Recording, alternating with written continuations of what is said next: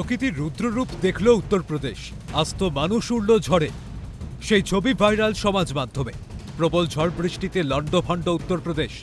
উত্তরপ্রদেশের ত্রাণ কমিশনার হরিকেশ ভাস্কর বৃহস্পতিবার জানিয়েছেন যে গত 36 থেকে 48 ঘণ্টায় রাজ্যের বিভিন্ন অংশে অবিরাম বৃষ্টি, বজ্রপাত এবং বজ্রঝড়ের কারণে উত্তরপ্রদেশ জুড়ে অন্তত 104 জনের প্রাণহানি ঘটেছে। মৃতের সংখ্যা আরও বাড়তে পারে বলে আশঙ্কা প্রশাসনের। ক্ষতিগ্রস্ত পরিবারগুলিকে ক্ষতিপূরণের আশ্বাস দিলেন মুখ্যমন্ত্রী যোগী আদিত্যনাথ। উত্তরপ্রদেশে প্রবল ঝড় এবং বৃষ্টির তাণ্ডবে বিপর্যস্ত জনজীবন। বুধবার বিকেল থেকে শুরু হয়েছে এই প্রাকৃতিক দুর্যোগ। ঝোড়ো হাওয়ার দাপটে বহু জায়গায় গাছ ও বিদ্যুতের খুঁটি উপড়ে গিয়ে যোগাযোগ ব্যবস্থা সম্পূর্ণ বিচ্ছিন্ন হয়ে পড়েছে। ক্ষতিগ্রস্ত হয়েছে অসংখ্য বাড়িঘর। রাজ্য প্রশাসন সূত্রে জানা গিয়েছে, ঝড়ে ক্ষয়ক্ষতির পরিমাণ সবথেকে বেশি প্রয়াগরাজ ও ভদোহি জেলায়। ত্রাণ কমিশনার বলেন যে নিরন্তর পর্যবেক্ষণ চালানো হচ্ছে এবং 24 ঘণ্টা সমন্বিত নিয়ন্ত্রণ ও কমান্ড কেন্দ্রটি সম্পূর্ণ সচল রয়েছে।